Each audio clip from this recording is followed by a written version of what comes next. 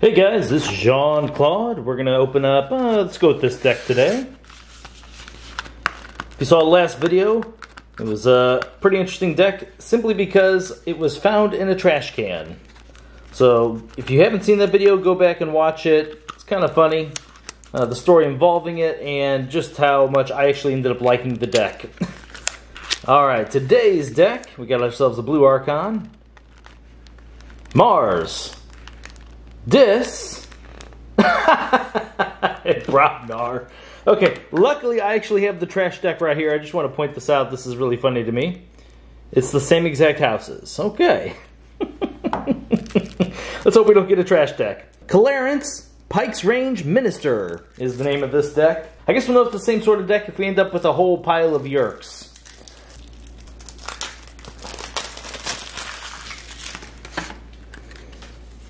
Alright, we are starting off with Mars.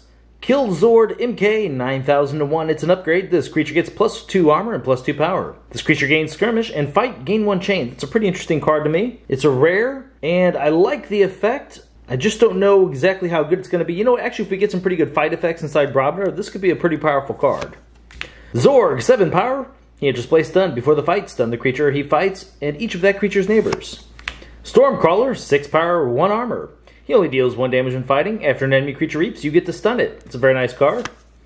Sample Collection. Put an enemy creature into your archives for each key your opponent has forged. If any of those creatures leave your archives, they are put into their owner's hand instead. Nizik Resonator, 2 power, 1 armor for each neighbor he has. Your opponent's keys cost +2 amber. What a great card. I'd love to see this card multiples. Combat Pheromones, it's an artifact. Amber, whenever you play it, sacrifice it. You may use up to 2 other Mars cards this turn. Yixlix Dominator, 9 power, 1 armor. He has Taunt, and he enters play stunned. Vesma Think Drone, 3 power, Reap. You may archive a friendly creature or artifact from play. Sometimes it's nice just to be able to set up Combat Pheromones for another turn, just to get the Amber. Mars needs Amber. Amber, whenever you play it, each damaged enemy non-Mars creature captures 1 Amber from its own side. This card sometimes takes a little bit of setup, but it's not too bad. Glixol Proliferator, 3 power, Reap. If he's on the flank, archive a Mars card from your discard pile. Nice fun card to be able to get this into your archive so it's ready for a big turn in the future. Also not bad to maybe get back that Kill Zord or also the Stormcrawler, just so our opponent has to deal with getting rid of this guy, messing with their Reaps. Carpophyloxum, 1 amber whenever you play it. Play. If there are no friendly creatures in play, deal 4 damage to each creature. It's not a bad card. And there's 2 of them. Oh, okay, I like this card quite a bit for something like Archon. It's Creeping Oblivion. 1 amber whenever you play it. Play. Purge up to 2 cards from a discard pile. Very nice. Tentacist, 5 power. Your opponent must pay you 1 amber in order to use an artifact. Hey, a Bronze Key Imp. 2 power elusive. Players cannot forge their first key. So I think it's the weakest of the key imps, but still not bad to see. Unlocked Gateway Omega, so after you play the card, you end this step. Play, destroy each creature. Not finished with you. Amber, whenever you play it, shuffle any number of creatures from your discard pile back into your deck. Gub, he's 1 power. If he's not on the flank, he gets +5 power and gains Taunt. I personally think this is the weakest Taunt creature in the entire game. I've never seen him to great effect. I think he's very easy for your opponent to mess him up, so I'm not too big on that guy. Charette, 4 power, play, capture 3 amber. Now that's a good card. Binding Irons. Your opponent gains 3 chains. I'm a fan of that. Oh, and there's 2 of them. That's awesome. Amber Imp, 2 power, elusive. After a creature reaps, stun it. That's a pretty good effect. I like that it's elusive, so it's harder for our opponent to get rid of. And if you don't want this on the board, it's easy to be able to fight with him, kill your own creature, and then start reaping with the other disc creatures. Oh, and we have 2 of them. Sweet. 3. Whoa, okay, that's a little wild. I don't know if you always want to sacrifice them. If this deck had a lot more amber generation in it, I would love the fact that we have 3 of these. We had the Mars guy that does, well, the Stormcrawler and Not Finished With You, because we could just keep these effects messing up our opponent's board, but it's kind of rough without a huge amber generation. I doubt we're going to see much in Brobnar, but it's still not too bad.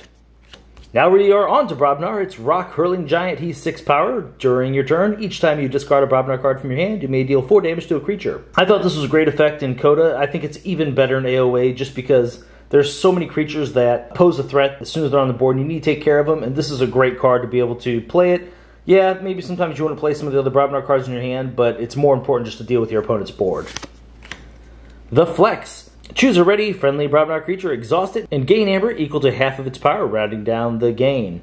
So we already have Rock Hurling Giant. I like to see as many 6 power or larger creatures as possible with this card because it just makes it that much more consistent. It's a very powerful card when combined with 6 more power creatures. Oh, and we got Blood of Titans. It's an upgrade. Amber whenever you play it, this creature gets +5 power. Now putting this on any Brobnar creature with the Flex is a very, very potent combo. You're going to get a lot of amber. That's awesome. Tremor. Stun a creature and each of its neighbors.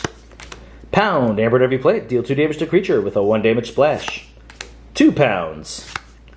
Oh, wow. Lollop the Titanic. He's 11 power. He deals no damage when attacked. This is the perfect card to go with the Blood of Titans plus the Flex. That's suddenly 8 amber. That is so good.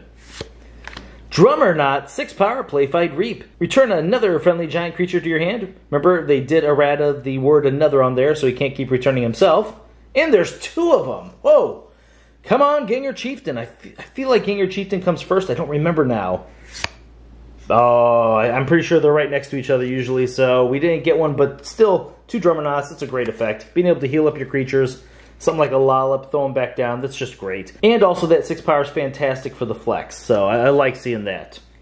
Bingle Bang Bang, 2 power before the fight, deal 5 damage to each neighbor of the creature Bingle Bang Bang fights. We recently had a poll on Twitter that I posed discussing between this guy and Calfine. They're both direct inverses of each other, and Bingle Bang Bang was the team that won, so congratulations to you.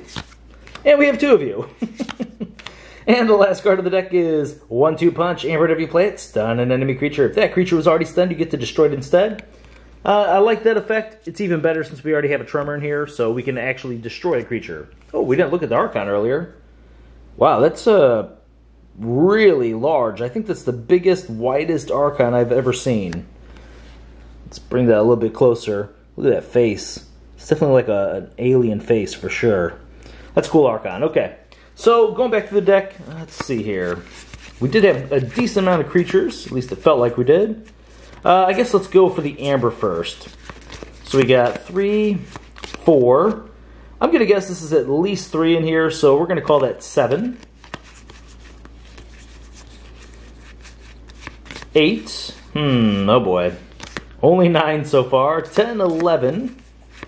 12, probably 13. 14. Okay, 14, a little light in amber.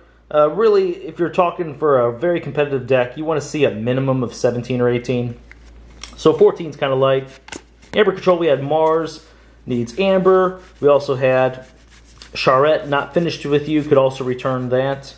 I mean, we did have ways to kind of mess with our opponent's amber generation, at least from their creatures, thanks to the Amber Imps and the Stormcrawler.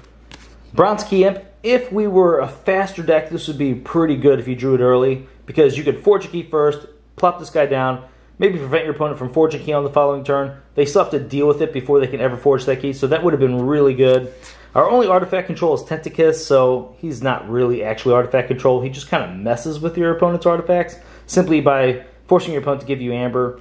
And yeah, there's a lot of problem artifacts out there that's not going to make too big of a deal. It's not going to help you out too much. The Resonator is actually pretty good, especially because we have the Dominator we can put it next to. So yeah, placing this guy next to a Taunt is always good. We have Gub as well, but he's just super unreliable. Anything that makes your opponent's keys cost more is a great card, so that's also Amber Control. So there was about 3 Amber Control in the deck, really, that we could essentially rely on. The deck overall seems pretty good, though. It can do the Amber. It has a lot of creatures. It has just a lot of good, powerful effects. Yeah, this Kill Zord on top of something like the Lollop and being able to prevent the damage, it's actually pretty good. Even sometimes just putting this onto any creature just for the armor is really nice. So, I mean, check this out right here. Suddenly this creature is a 4 power, 3 armor creature, makes him really hard to kill. You never even fight with him. Just turn him into a Reaper, right? That's a really good card. I'm actually liking this more and more than I'm thinking it's just protecting creatures. Yeah, sample collection, I mean, it's good if you're behind. It's not that great of a card.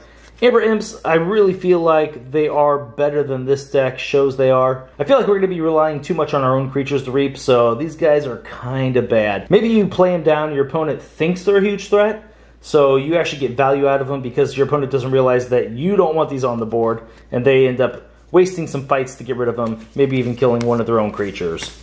So, yeah, this deck is pretty interesting. I love the Creeping Oblivion. It's just important for so many different sort of combo decks that are out there. You don't want them bringing back their Drummerknight, Ganger Chieftains, or cycling through and getting them again. This will help take care of those sort of problems. Any big cards that your opponent has, it's just a great effect. And this is something I'd be interested in seeing more of in the future.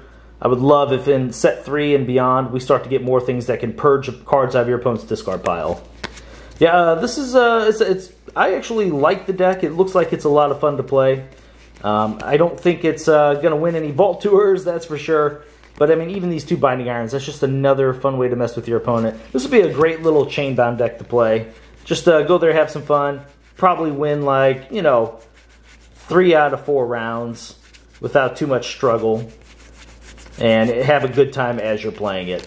It is really fun. It's just lacking a few things. I'm going to have to go with a pretty average rating here. It's going to be right at a C. It could be almost eking to a C+. It's not that great, but it's just a fun, awesome deck. Alright guys, well I thank you very much for watching my videos, and I will see you next time.